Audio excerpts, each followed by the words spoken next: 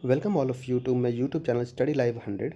तो आज आप सबके साथ में अपना IPS PO जो 2019 में मैंने दिया था उसका इंटरव्यू एक्सपीरियंस शेयर करने वाला हूं। दोस्तों, आप सबको जैसे पता ही होगा कि आज IPS PO का जो मेंस का रिजल्ट है वो अनाउंस कर दिया गया है। कुछ दिन पहले, आई मीन 2-3 दिन पहले SBI PO का मेंस का रिजल्ट भी अनाउंस किया गया था। ठीक है। तो जो कैंडिडेट्स क्वालिफाई कर चुके हैं इंटरव्यू के लिए, उनको लॉट ऑफ कंग्रेचुलेशंस।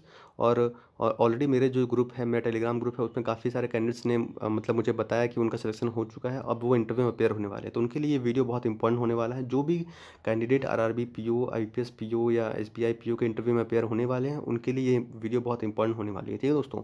तो चलिए स्टार्ट करते हैं अपनी वीडियो को। हाँ, वीडियो को स्टार्ट करने से पहले मैं बता दूं कि मैं ऑलरेडी EPFO ASO काम एज एन ASO काम कर रहा हूं। तो ये मेरे जो सब्सक्राइबर हैं उनको पता ही होगा।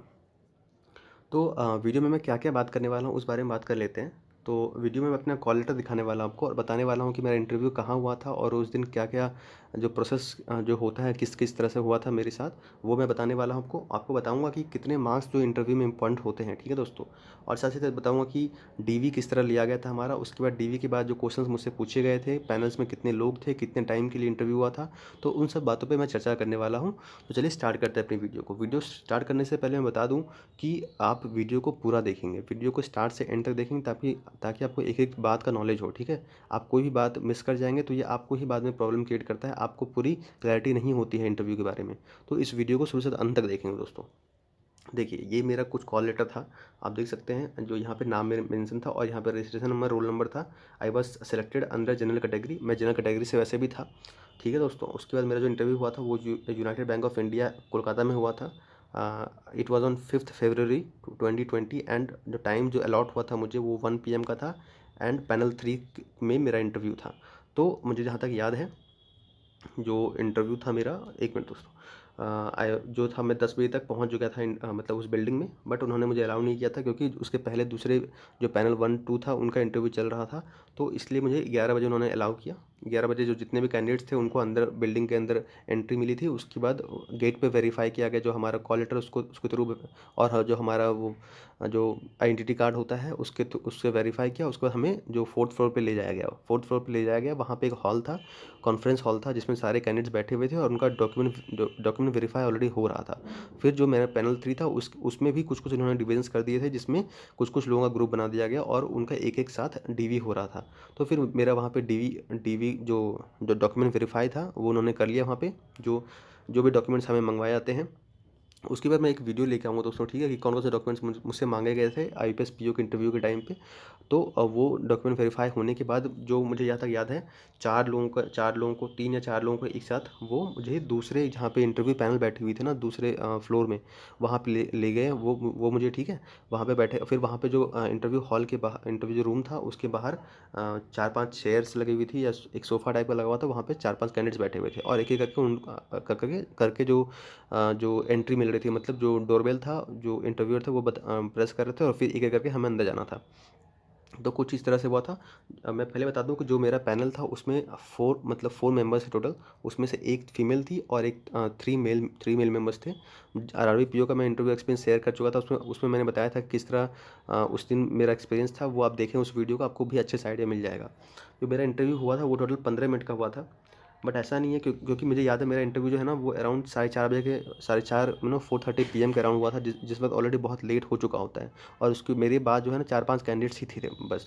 तो जिसकी वजह से मेरा इंटरव्यू जो ज़्यादा टाइम के लिए नहीं हो पाया। बट जो मेरे पहले गए थे उनका 20-25 मिनट का भी इंटरव्यू हुआ था, और जो मेरे बाद थे, जहाँ तक मुझे बाद में मालूम चला कि उनका इंटरव्यू 10 मिनट का भी हुआ, किसी का 8 मिनट का भी हुआ, क्योंकि वो उनको भी बहुत जल्दी रैपअप करना होता है। तो इसकी वजह से उन्होंने कम कम टाइम का इंटरव्यू लेके हमें छोड़ दिया। उसके मैं बता दूं दोस्तों, हाँ, एक चीज़ मैं बताना भूल गया आपको, कि जो इंटरव्यू में कितने मार्क्स इंपॉर्टेंट होते हैं दोस्तों। जितना भी कट ऑफ होता है ना, जहाँ तक मुझे आइडिया है कि अगर आप आपका जो मेंस में मार्क्स है ना वो अगर 100+ है, 100+ मेंस में मार्क्स लेके आ रहे हैं, तो आप बहुत अच्छा मार्क्स है आपका। और आपको इंटरव्यू में ना बस 60 मार्क्स भी लाते हैं, 60 या 70 मार्क्स भी लाते हैं, तो आपके लिए काफ़ी अच्छा है। तो इतना ध्यान करके चले कि आपका इंटरव्यू ऐसा नहीं कि बहुत अच्छा होना ज़रूरी है। अगर आपका इंटरव्यू एवरेज भी जाता है, मतलब 10 क्वेश्चन पूछते हैं, 10 में अगर आप 5-6 सवाल के जवाब भी देते हैं सही सही, कॉन्फिडेंटली जवाब देते हैं, तो आपका सिलेक्शन आराम से हो जाएगा इंटरव्यू में। आ रहे हैं, तो आपका सिलेक्शन आराम से इंटरव्यू में हो जाएगा। ठीक है दोस्तों। तो चलिए दिखाता हूँ मैं आपको कौन कौन से क्वेश्चन मुझसे पूछे गए थे इंटरव्यू के टाइम पे, जो क्वेश्चंस आपसे भी पूछे जा सकते हैं और आपको देखना है कि किस तरह से क्वेश्चन उन्होंने फॉर्म किया था।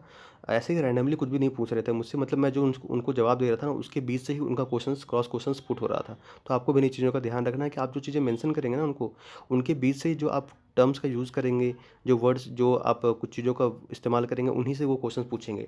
तो उन्होंने मुझसे जो पहला सवाल किया था, जो कि ऑब्वियस सा होता है, वो मुझसे पूछे थे मेरे बारे में कि टेल मी अबाउट योरसेल्फ। तो इसी में जब मैं उनको जवाब दे रहा था, तो आई टोल्ड अबाउट मैं नो मेरे फादर किस में वर्क करते हैं। जब उन्होंने कहा कि मेरे father no my father is working in B R B N M P L, तो उन्होंने मुझसे पूछने लगे कि बीआरबी एनएमपीएल जो है वो इंडिया में कहाँ कहाँ पे है, मतलब क्योंकि वेस्ट बंगाल में मेरा इंटरव्यू था, तो वेस्ट बंगाल में बीआरबी का एक ब्रांच भी है।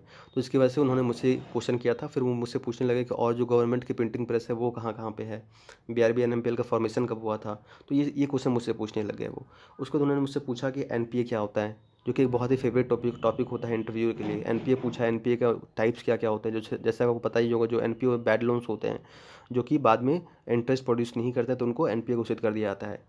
नॉन परफॉर्मिंग एसेट भी बोलते हैं। उसके बाद उन्होंने पूछा कि मतलब सब स्टैंडर्ड एसेट क्या होता है, बैड लोन्स क्या होता है, ये मुझसे पूछा। उसके बाद उन्होंने मुझसे पूछा कि जो मुझे याद है जहाँ जहाँ तक कि उसी साल जो है ना, उसके पहले साल मतलब bank of Baroda, Vijay bank और देना बैंक का मर्जर हुआ था। उसके लिए उन्होंने मुझसे पूछा कि अमेलगमेशन और मर्जर में क्या डिफरेंस होता है।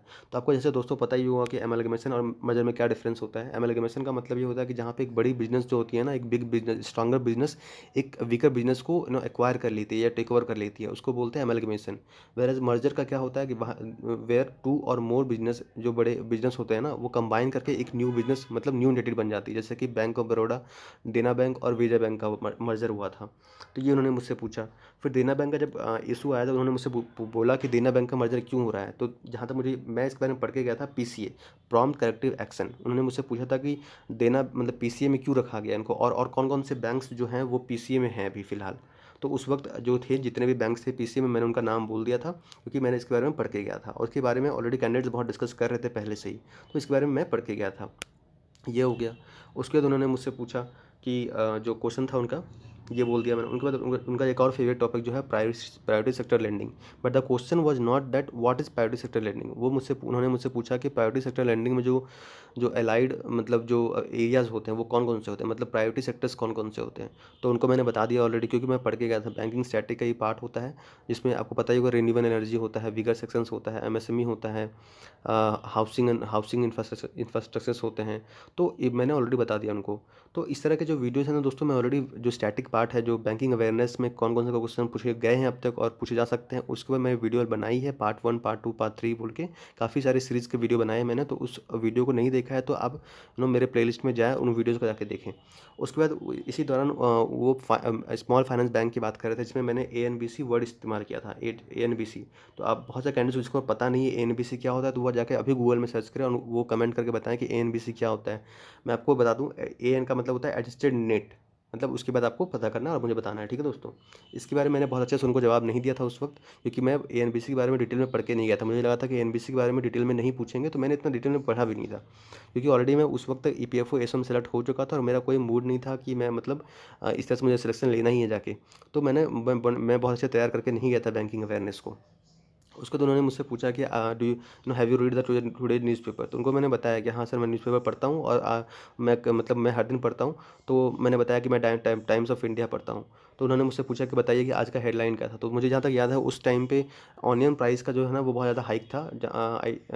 इतना मुझे याद है, जहाँ पे कि 140 रुपीज़ का केजी या 120 रुपीज़ केजी ऑनियन का प्राइस था। तो वो मुझसे पूछ रहे थे कि ऑनियन प्राइस का मतलब जो ऑनियन प्राइस हाइक है इसका क्या रीज़न है, और गवर्नमेंट क्यों कंट्रोल नहीं कर पा रही है। तो ऐसे करंट जो अफेयर्स होते हैं ना उस वक्त के, जैसे आपके जो करंट अफेयर्स अभी के हैं, उसके ऊपर क्वेश्चंस पुट किए जाते हैं, और आप उन्हीं मतलब आप जो अपना आंसर देंगे ना उसी तरह से आंसर दें जो कि आपको पता होता है। मतलब बहुत कॉन्फिडेंटली दें, ऐसा कुछ भी नहीं कि आपने जो मन में आया बोल दिया। अदरवाइज़ इससे मालूम चलेगा ना कि आपका कॉन्फिडेंस इतना हाई नहीं है। उनको ये लगेगा कि यार इनको इसको कुछ आता नहीं है, बस कुछ भी बोले जा रहा है। ऐसा कुछ भी मतलब बोलना नहीं। अगर आपको नहीं आ रहा है, कि मतलब आपने पढ़ा है लेकिन आपको फिर भी नहीं आ रहा, तो आप बोल दें फिर आई डोंट नो। मैंने भी कई से ऐसे क्वेश्चन पूछे जाते हैं, जब मैंने उनको बोला कि सर मुझे जवाब नहीं मालूम इसका। जैसे इस क्वेश्चन का मैंने ट्राई किया था आंसर देने का, बट मेरा आंसर इतना प्रॉपर नहीं था। तो मैंने उनको बोल दिया सर मुझे इतना अच्छे से याद नहीं है, मैं अभी बोल नहीं पाऊँगा इसका आंसर। तो उन्होंने बोला ठीक है कोई बात नहीं। तो ये क्वेश्चन पूछने के बाद उन्होंने मुझसे पूछा कि पीएमसी बैंक आपने सुना है क्या, पीएमसी बैंक क्या है। तो उनको मैंने बताया कि हाँ सर, पीएमसी मतलब Punjab and Maharashtra cooperative bank. उस वक्त आपको पता ही होगा पंजाब एंड महाराष्ट्र को जो पीएमसी बैंक का इशू बहुत ज़्यादा मतलब हाईलाइटेड था। तो ऐसे जो करंट अफेयर्स जो होते हैं ना आपके, वो आपसे पूछे जा सकते हैं। जैसे बहुत सारे लोगों से पूछा गया था कि ब्रेग्जिट, आपको पता ही होगा ब्रेग्जिट का इशू पूछा गया था। तो दोस्तों मैं बता दूं, इसी तरह के आपके जो है इंटरव्यू में क्वेश्चन पूछे जाते हैं। तो इसी के लिए मैंने क्या है ना, अच्छे अच्छे मैंने कई सारे बैंकिंग अवेयरनेस के वीडियोज़ लाए हैं आपके लिए। तो उन वीडियोज़ को अगर नहीं देखा है तो वीडियोज़ को जाकर देखें, ठीक है दोस्तों, तभी आपको हेल्प मिलेगा, क्योंकि मैं ऑलरेडी ऐसे वीडियोज़ बनाता हूँ जो आपके लिए हेल्पफुल होता है। तो अभी जो आगे वीडियो मैं लाने वाला हूँ, ऑलरेडी ला चुका हूँ, और भी कई सारे ऐसे हेल्पफुल वीडियोज़ आपके लिए लाऊंगा जो आपको बहुत बेनिफिट देंगे। तो वीडियो अगर आपको अच्छी लगी है तो वीडियो को लाइक करें, वीडियो को शेयर करें दोस्तों, और चैनल को सब्सक्राइब कर लें। अगर चैनल को सब्सक्राइब अब तक नहीं किया है ना तो कर लें, क्योंकि आपके लिए मैं ऐसी वीडियोज़ ही लाऊंगा बस जो आपको ही हेल्प करेगा, ठीक है। तो और जहाँ तक मैं, हाँ एक चीज़ बता दूँ, जो स्टडी लाइव 100 जो मेरा टेलीग्राम चैनल है उसको भी ज्वाइन कर लें, क्योंकि वहाँ पे ऑलरेडी बहुत सारे कैंडिडेट्स जुड़े हुए हैं। ऑलमोस्ट 2000 लोग, 2500 लोग हो चुके हैं। तो वहाँ पे जो कैंडिडेट डिस्कशन करते हैं और अपने डाउट्स को पुट करते हैं, तो आपके लिए भी वो काफ़ी ज़्यादा फ़ायदेमंद होगा। तो चलिए मिलते हैं अगले वीडियो में दोस्तों, थैंक यू।